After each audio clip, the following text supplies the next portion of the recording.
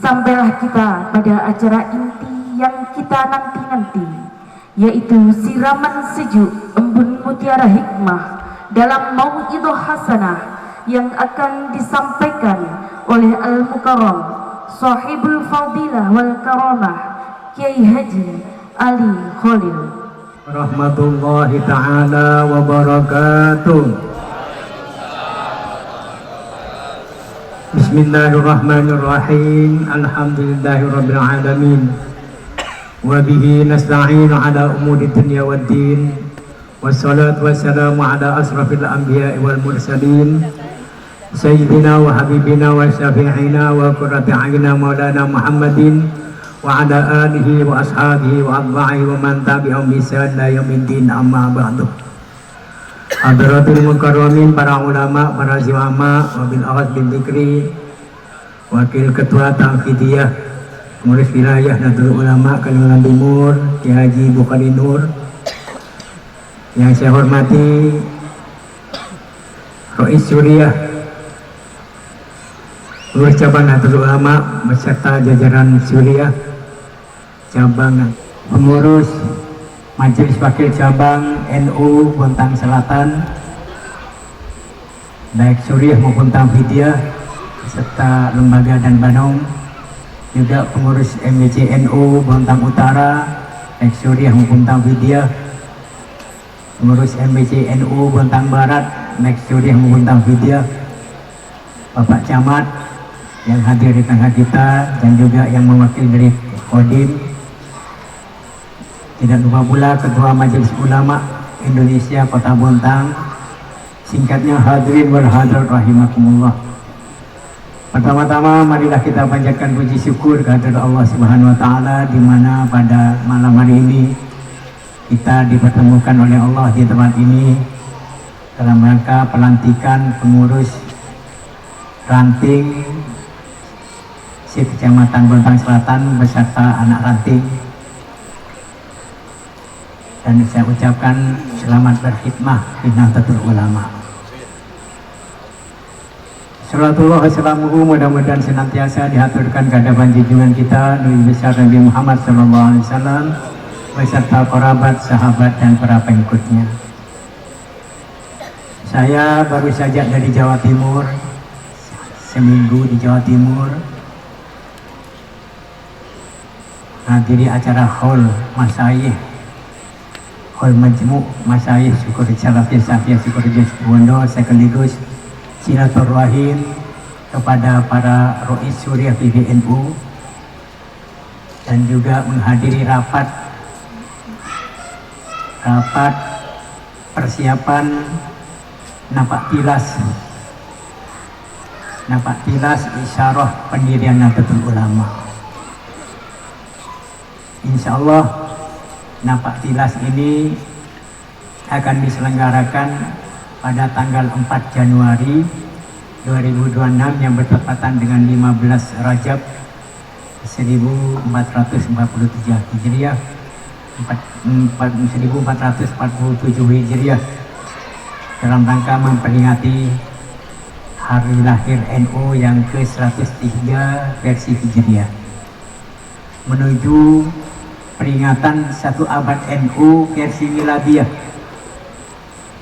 yang insya Allah akan diadakan di IKN pada tanggal 31 Januari 2026, karena NU lahir versi Miladiyah ini pada tanggal 31 Januari 1926. Ini sengaja pengurus wilayah Nahdlatul Ulama, karena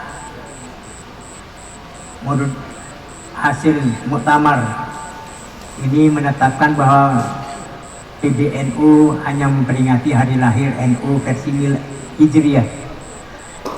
Kemudian untuk versi Miladiyah ini silakan PBNU masing-masing. Maka kami dari PBNU Kalimantan Timur berinisiatif untuk menambah spirit, semangat pengurus NU dan tingkat wilayah Kalimantan Timur sampai ke anak ranting, bagaimana semangat mengurusi NU lebih-lebih, karena NU IKN ini sudah ditetapkan melalui peraturan Presiden nomor 79 tahun 2025 bahwa IKN ini nanti tahun 2028 menjadi ibu kota politik. Artinya sejak sekarang ini sudah ada mempercepat bangunan, pertama bangunan legislatif dan yudikatif ini sudah dikerjakan, ditarget 25 bulan ini harus selesai. Nah sebelum itu makanya warga NU PWNU Kalimantan Timur sudah membentuk panitia dan sekaligus diperkuat oleh Hasil Muskarwil Nahdlatul Ulama di Pondok Pesantren Syekhona Khalid Samarinda ditetapkan insya Allah nanti tanggal 31 Januari warga NU akan memperingati hari 1 abad NU versi Miladiyah di IKN, yaitu yang diawali dari 4 Januari dengan napak tilas perjalanan sejarah berdirinya Nahdlatul Ulama. Hadirin wal hadirat rahimakumullah, karena NU ini lahir atas dorongan para ulama, terutama Kiai Abdul Wahab Hasbullah mendesak kepada Hadratus Syekh Kiai Hasyim Asy'ari untuk mendirikan perkumpulan ulama yang berakidahkan ahli sunnah wal jamaah dan para pengikutnya, karena Nusantara ini akidahnya sudah ahli sunnah wal jamaah, cuma belum berjamiah, belum berorganisasi. Maka Ki Abdul Wahab Hasbullah lewat taswirul afkar, musyawarah pemikiran ini mendesak berkali-kali kepada Hadratus Syekh Kiai Hasyim Asy'ari untuk mendirikan jamiah yang kemudian dikenal dengan Nahdlatul Ulama. Namun Kiai Hasyim Asy'ari ini sangat hati-hati menyuruh para ulama untuk istikharah, mohon petunjuk kepada Allah. Ternyata istikharah ini tidak muncul-muncul, baru kemudian isyarah petunjuk ini datang dari gurunya, yaitu Mbah Khalil Bangkalan, di mana pada saat itu santrinya yang bernama As'ad Syamsul Arifin diperintah oleh Mbah Khalil untuk mengantarkan tongkat untuk diserahkan kepada murid beliau, yaitu Hadratus Syekh Kiai Hasyim Asy'ari. Sebelum tongkat ini diserahkan, maka Mbah Khalil ini membacakan surat Taha. Wa ma tilka biyaminika ya Musa, qala ya asaya atawakkau 'alaiha wa ausu biha 'ala ghanami wa liya fiha ma'aribu ukhra. Qala alqiha ya Musa fa alqaha fa idha hiya hayatun tas'a qala khudha wa la takhaf sanu'iduha siratal ula. Ini hantarkan ke Hasyim Asy'ari. Santri yang bernama As'ad pada satu mondok di Temangan di Bangkalan, mondok nyantri kepada Mbah Khalil, mengantarkan tongkat dan tasbih ke Hadratus Syekh Kiai Hasyim Asy'ari. Begitu sampai di hadapan Kiai Hasyim Asy'ari, ini tidak berani menerima secara langsung setelah disampaikan bahwa saya mendapat amanat untuk menyerahkan tongkat ini kepada Kiai Hasyim. Sebelum santri yang bernama As'ad ini menjelaskan gimana saya kok dapat tongkat, gimana ceritanya. Yai, sebelum tongkat ini diserahkan kepada Yai, Mbah Khalil ini membacakan surat Taha. Wa ma tilka biyaminika ya Musa, qala ya asaya atawakkau 'alaiha wa ausi biha 'ala ghanami wa liya fiha ma'aribu ukhra. Qala alqiha ya Musa fa alqaha fa idha hiya hayatun tas'a qala khudha wa la takhaf sanu'iduha siratal ula. Maka kemudian Kiai Hasyim Asy'ari dengan gembira sekali, aduh cung, kata orang Jawa itu, aduh nih, ini yang ditunggu-tunggu, tolos, jadi saya yang akan membuat jamiah. membuat perkumpulan orang-orang Islam yang berakidahkan Ahlussunnah wal Jamaah. Dengan tongkat ini berarti ini merupakan isyarah bahwa saya diberi restu oleh guru saya untuk mendirikan Jamiatul Ulama, perkumpulan para ulama yang berakidahkan Ahlussunnah wal Jamaah dan para pengikutnya. Ini tongkat bukan sembarang tongkat. Ini tongkatnya Nabi Musa yang diberikan oleh Mbah Khalil kepada saya. Ya tentunya secara logika jauh jaraknya antara Mbah Khalil ke Nabi Musa, zamannya jauh. Dari mana Ki Hasyim Asy'ari ini kok bilang bahwa tongkat ini bukan sembarang tongkat tapi tongkatnya Nabi Musa?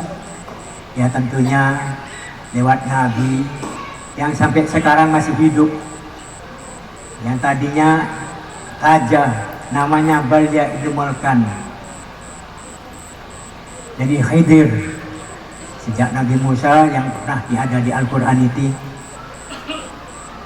Nah ini yang sampai sekarang masih hidup, dia minta panjang umur kepada Allah, tujuannya untuk bersilaturahim, mengunjungi sehingga para aulia, sampai detik ini masih ada yang didatangi oleh beliau. Mungkin lewat beliau kepada Syekhona Khalil, lalu oleh Syekhona Khalil kepada Ki Hasyim Asy'ari. Kemudian Ki Hasyim Asy'ari menanggapi bahwa ini tongkat bukan sembarang tongkat tapi tongkatnya Nabi Musa yang diberikan kepada saya sebagai isyarah bahwa direstui mendirikan Jamiah Ulama. Kemudian setahun kemudian santri yang bernama As'ad ini dipanggil lagi untuk mengantarkan tasbih. Sebelum tasbih ini diserahkan, kamu dulu yang mengantarkan tongkat ini, sekarang antarkan tasbih ini kepada Hasyim Asy'ari di Tuwir. Sebelum tasbih ini diserahkan, tasbih ini diputar sekali putaran. Ya Jabbar, ya Jabbar, ya Jabbar, ya Qahar, ya Qahar, ya Qahar. Lalu diserahkan, ini antarkan, berikan ke Hasyim Asy'ari. Lalu oleh santri yang bernama As'ad ini, kemudian lehernya yang dikasih. Loh kok lehernya yang dikasih? Iya Yai, kalungkan takut jatuh, sehingga dikalungkan ke leher Ki As'ad ini, lalu membawa tasbih diantarkan ke hadapan Hasyim Asy'ari. Sesampai di hadapan Hasyim Asy'ari, Hasyim Asy'ari terkejut, ada apa lagi ini? Saya ini dari Mbah Khalil Yai bawa amanat tasbih. Mana tasbihnya? Ini ada di leher saya. Waduh, saya diingat betul sama guru saya, dikasihani betul. Maka gimana ceritanya saya kok dikasih tasbih? Sebelum tasbih ini dikalungkan Yai oleh Khalil, tasbih ini diputar sekali putaran. Ya Jabbar, ya Jabbar, ya Jabbar, ya Qahar, ya Qahar, ya Qahar. Kemudian baru Mbah Hasyim ini berani mengambil tasbih yang ada di lehernya di As'ad ini. Kemudian berkomentar bahwa siapa yang macam-macam dengan NU, dengan tasbih dan wirid ya Jabbar, ya Jabbar, ya Qahar, ya Qahar ini, maka akan hancur. Maka sejarah telah membuktikan, mulai dari Masyumi, PKI, HTI, yang terakhir FPI, ini semuanya dihancurkan oleh Allah, dibubarkan oleh pemerintah. Hanya NU yang eksis sampai saat ini. Amin Allahumma amin. Karena tujuannya adalah NU ini untuk menjaga agama. Di samping menjaga agama juga menjaga negara. Makanya pada saat Piagam Jakarta, sila pertama dari Piagam Jakarta ini ada tambahan dengan 7 kalimat dengan menjalankan syariat Islam bagi para pemeluknya. Nah ini tokoh dari Indonesia Timur, dari NTT ini keberatan, namanya Amaramis, karena orang Timur ini, orang NTT itu mayoritas Nasrani, bukan orang Islam. Kalau masih tetap ini, masih tetap ada tambahan dengan berkewajiban menjalankan syariat Islam bagi para pemeluknya, Indonesia Timur tidak ikut bergabung dengan Indonesia, ingin mendirikan negara sendiri. Maka kemudian Ki Wahid Hasyim ayahanda dari Abdurrahman Wahid, ya Abdurrahman Wahid yang kemarin dapat gelar pahlawan nasional. Ini pulang ke Jombang matur kepada Hafizus Syekh Hasyim Asy'ari, bagaimana ini? Kalau tidak dibuang tambahan ini Indonesia Timur, NTT tidak mau bergabung. Kemudian Hasyim Asy'ari ini bermunajat kepada Allah, ya Allah. Kemudian besoknya lalu menyuruh Kiai Wahid Hasyim kembali, sampaikan tidak apa-apa itu dihapus. Jadi tetap sila pertama ketuhanan yang Maha Esa. Sedangkan kewajiban menjalankan syariat Islam bagi para pemeluknya dihapus. Demi apa? Demi persatuan, demi utuh menghadapi musuh bersama yaitu penjajah Belanda. Semua bangsa Indonesia ini tetap satu. Nah, demi perdamaian, demi persatuan, dan demi kemerdekaan. Jangan ada perpecahan. Ini yang demikian ini Ki Hasyim Asy'ari bukan ngarang sendiri, tapi mencontoh apa yang dilakukan oleh baginda Rasulullah SAW pada saat Bai'atul Ridwan, pada saat Sulhu Hudaybiyah, perjanjian perdamaian Hudaybiyah.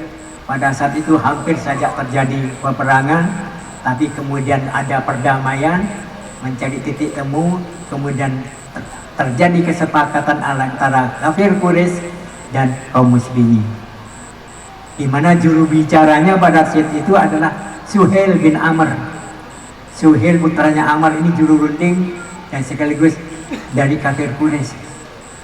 Setelah kesepakatan, poin-poin kesepakatan itu sudah mau ditulis, kemudian didiktikan oleh Rasulullah kepada Sayyidina Ali, tulis, wahai Ali, ini perjanjian perdamaian antara Muhammad Rasulullah dan Suhail putra Amr. Suhail ini menyela, tunggu dulu, kalau saya mengakui bahwa panjenengan ini Rasulullah, tentunya tidak akan terjadi begini. Sudah, tulis saja, jangan tulis Muhammad Rasulullah. Ini perjanjian perdamaian antara Muhammad putra Abdullah dan Suhail putra Amr. Jadi nama kamu dan bapak kamu, nama saya dan bapak saya. Isi perjanjian apa yang dilakukan Rasulullah? Sudah, hapus Ali, Rasulullah itu. Tulis ini perjanjian perdamaian antara Muhammad bin Abdullah dengan Suhail bin Amr. Artinya apa? Walaupun tidak diakui bahwa baginda Nabi Muhammad itu Rasulullah oleh orang kafir, Nabi Muhammad itu adalah tetap Rasulullah, tetap utusan Allah. Begitu juga walaupun dihapus kalimat dari dengan kewajiban menjalankan syariat Islam bagi para pemeluknya dari Piagam Madinah ini, walaupun dihapus, tetap bagi umat Islam wajib menjalankan syariat Islam. Nah, ini demi apa? Demi persatuan, demi bagaimana jangan sampai semuanya ini menjadikan penjajah sebagai musuh bersama. Hadirin wal hadirat rahimakumullah. Alhamdulillah, pada saat ini kita memperingati Hari Santri, ya, di mana Hari Santri ini 22 Oktober sebenarnya, karena pada saat itu Bung Tomo diutus oleh Bung Karno menghadap kepada Hadratus Syekhul Akbar Hasyim Asy'ari, minta fatwa bagaimana hukumnya membela tanah air, membela tanah air Indonesia yang sudah diproklamirkan oleh Bung Karno, ya, pada tanggal 17 Agustus 1945. Tanah air negara yang bukan negara Islam, yang macam-macam penduduknya, bukan ditetapkan sebagai negara Islam, tapi negara Indonesia yang sudah diperankan. Ini oleh Hasyim Asy'ari lalu bermusyawarah di Surabaya, ulama sejawa Madura ini kumpul di Bubutan, lalu diputuskan di situ, lalu hasil keputusannya ini dibacakan oleh Hasyim Asy'ari bahwa membela tanah air ini adalah wajib hukumnya, sehingga ini menjadi resolusi jihad Hadratus Syekh Kazim As'ari sejarah fatwa ini. Kemudian ternyata penjajah ini sekutu ternyata mau kembali lagi lewat Surabaya dengan bala tentaranya. Sekutu Inggris yang sudah memenangkan perang dunia, nah ini bercokol di Surabaya turun untuk menguasai kembali, dan nikah juga membonceng nih. Nah ini karena semangat dari resolusi jihad oleh Hadratus Syekh Kazim As'ari sehingga pecah peristiwa yang sangat heroik, yaitu peristiwa perlawanan arek-arek Surabaya. Sebenarnya di situ adalah warga NU santri dari berbagai ini, karena terpantik dengan semangat jihad, kalau mati akan mati syahid, maka akhirnya banyak dengan mengorbankan nyawa membela tanah air, sehingga tanggal 10 November ini ditetapkan sebagai Hari Pahlawan. Nah, maka di sini PWNU Kalimantan Timur ya, ini menginstruksikan kepada PCNU se-Kalimantan Timur agar kita ini pada bulan November ingin membiasakan mengadakan acara tahlilan. Tahlilan ini diadakan di tiap kelurahan, di tiap ranting. Jadi bukan di kecamatan, di tiap ranting semua kelurahan, desa ini membaca ngirimi tahlil untuk para syuhada, terutama pahlawan Surabaya dan juga pahlawan Nusantara, supaya ini menjadi tradisi. Di situ adalah istighosah untuk bangsa dan juga tahlilan untuk pahlawan bangsa. Ini bagaimana menjadi tradisi dari khususnya NU tingkat ranting, sehingga MWC yang awal, kemudian dari kita libatkan umpamanya ada Pak Camat menginstruksikan kepada kepala lurah-lurah di kecamatannya supaya bagaimana membantu pengurus ranting NU mengadakan acara di kelurahan-kelurahannya, mengajak semua warga itu untuk tahlilan untuk para syuhada pahlawan nasional. Ini menjadi instruksi dari PWNU Kalimantan Timur, karena sebenarnya memperingati 1 abad ini untuk menyemangati bagaimana pengurus di Kalimantan Timur ini ya, mudah-mudahan sebelum IKN pindah, bagaimana Kalimantan Timur ini menjadi Nahdlatul Ulama, betul-betul mewarnai terutama IKN ibu kota negara ini, mudah-mudahan menjadi berkah bagi bangsa dan negara ini, dan tentunya berkah untuk Kalimantan dan Nusantara. Nah ini, maka dari ini kenapa kemudian hasil panitia kemarin yang survei lokasi ke Badan Otorita dan sepakat melihat lokasi, ternyata yang tadinya masjid negara yang akan ditempati ini ternyata belum kelar, belum selesai, dan diperkirakan tanggal 31 Januari tidak bisa ditempati acara 1 abad, sehingga panitia yang sudah terbentuk dari PWNU dan panitia lokal cabang Penajam Pasir Utara ini sudah sepakat dengan Badan Otorita bahwa nanti akan menempati aula gedung Kemenko 3, yaitu di kawasan inti pusat pemerintahan. Namun di situ dibatasi sebanyak 1.400 orang. Jadi karena dibatasi dan harus mencantumkan nama, termasuk nomor HP, dan setiap kepala rombongan dari mobil umpamanya minibus atau bus ini sampai kepala rombongannya dicatat untuk betul-betul, karena untuk menempati IKN ini bikin acara di sana ini merupakan objek vital, banyak regulasi supaya dijaga, termasuk tidak boleh membuang puntung rokok, tidak boleh merokok, kemudian juga tanaman harus dijaga. Maka untuk ini dibatasi, yang hadir ini nanti akan dibagi kuota per cabang, mungkin pengurus-pengurusnya, dan sehingga sampai mencapai target 1.400. Di luarnya yang 1.400 ini nanti mengikuti secara live lewat live streaming. Nah inilah hadirin rahimakumullah.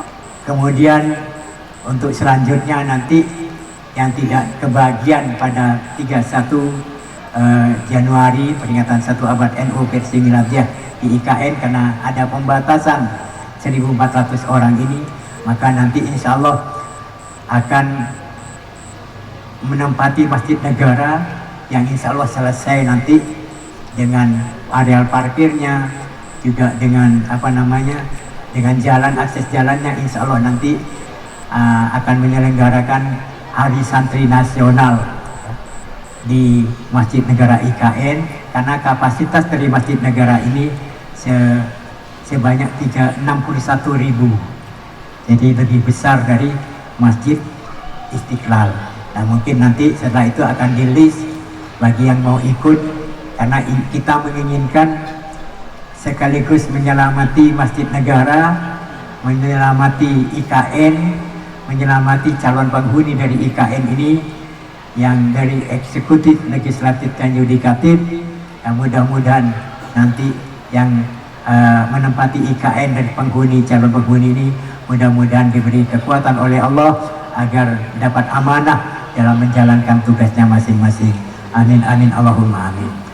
Untuk lebih jelasnya di samping saya ada Kiai Horinur untuk menambahi, menjelaskan, karena beliau adalah ditunjuk sebagai ketua panitia dari peringatan 1 abad NU di IKN.